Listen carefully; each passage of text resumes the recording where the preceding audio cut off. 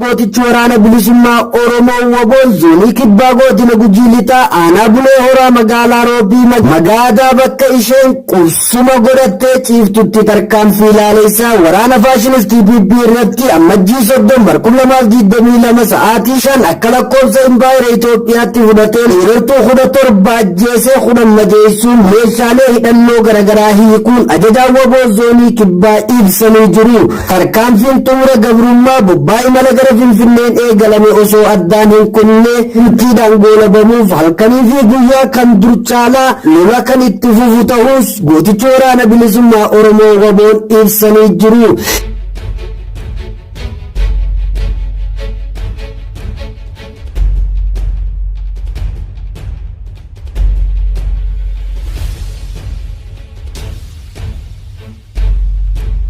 Harka fuuni daawwattootaa fi hordoftoota Bilisoo TV shama akkam jirtu oduu guyyaa har'aa qabadee isiniif dhiyaadheen jira murataa obsaati. Egaa daawwattootaa fi hordoftoota keenya ijoon oduu keenya kan guyyaa har'aa keessatti tarkaanfii ilaalessaa WBO'n goleelee Oromiyaa garaagaraa keessa fudhatee fi haala yeroo ammaa kaaba Oromiyaa Walloo keessatti deemaa jiru qabannee isiniif dhiyeessina. Egaa daawwattootaa fi hordoftoota Bilisoo TV rooni maatii Bilisoo TV hin ta'in subscribe gochuun maatii keenya ta'uun nu hordofaa isiniin jenna.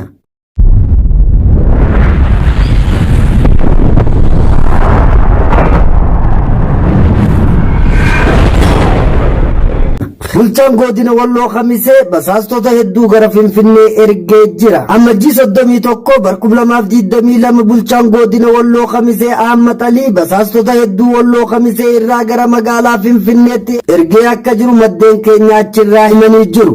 Bal'ina oduu kanaa jaalfalmattuu Ooroo jaalattuu WBO akkatti aanutti isiniif dhiyeessa. Bulchaan godina Walloo Khamisee basaastota hedduu gara Finfinneetti ergee jira. Ammajjii 31/2022 bulchaan godina Walloo Khamisee Ahmad Alii basaastota hedduu Walloo Khamisee irraa gara magaalaa Finfinneetti ergee akka jiru maddi keenya nutti himanii jirani. Dhalattoota Oromoo godina Walloo Khamisee keessaa rakkoo garaagaraa dhiyeessuuf gara magaalaa Finfinnee dhiyeessanii adamsee qabsiisuuf baay'inaan basaastota isaa gara Finfinnee akka ergee jiru keessaa beektonni nutti himanii jirani.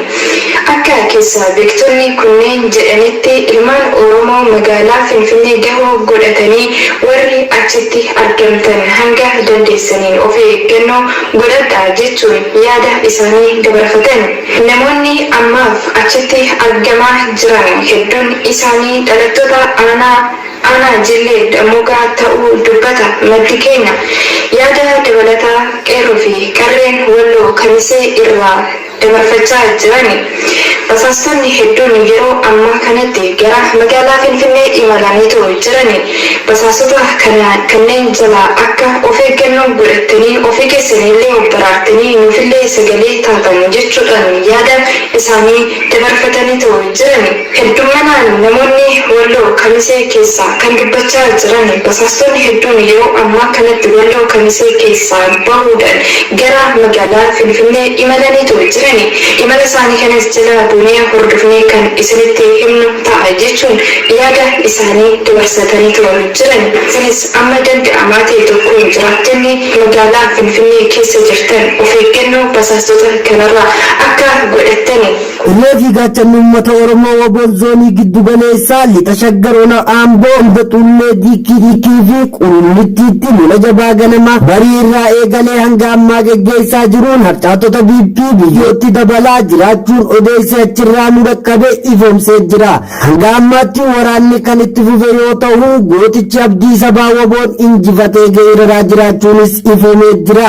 Bifuma wal fakkaatuun gootichi abdii sabaa waraanni bilisummaa Oromoo WBO'n haleellaa cimaa Naqamtee fi Bakkoo gidduutti humna yartuu mootummaa irratti taasiseen kaabinoota biltiqinnaa 13 to'annoo isaa jala oolchee jiraachuu WBO'n ifoomsee jira.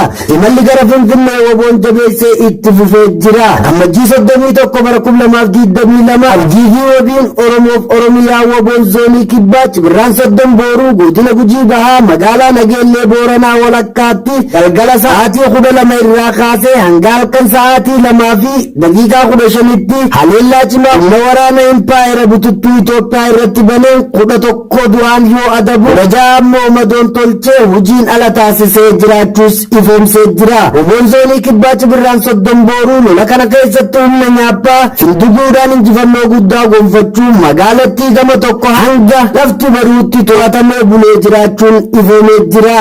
Bifuma wal fakkaatuun gootichi waraana bilisummaa Oromoo waboon zoonii kibbaa godina Gujii Lixaa aanaa Bulee Horaa magaalaa Roobii magaadaa bakka isheen qubsuma godhattee ciiftutti tarkaanfii ilaaleessaa waraana faashinistii TPP irratti ammajjii 30/2022 sa'aatii 5 akka lakkoofsa impaayera Itoophiyaatti fudhateen weerartuu 17 ajjeesee 10 madeessuun meeshaalee hidhannoo garaagaraa hiikuun ajajaan waboo zoonii kibbaa ibsanii jiru. Tarkaanfiin xumura gabrummaa bobbaa imala gara Finfinneen eegalame osoo addaan hin kunne murtiidhaan goolabamuuf halkanii fi guyyaa kan dur caalaa lola kan itti fufu ta'us gootichi waraana bilisummaa Oromoo waboon ibsanii jiru. Imalli gara Finfinnee bilisummaa fi walabummaa Oromiyaatiin goolabama. Egaa daawwattootaa fi hordoftoota bilisootii fi sagantaan oduu keenyaarraaf qabannee isiniif dhiyaanne asirratti goolabama. Sagantaalee birootiin hamma walitti deebinutti bilisootii fi sheer laayik sabskiraayib gochuudhaan hordofuu hin dagatinaa isiniin jenna.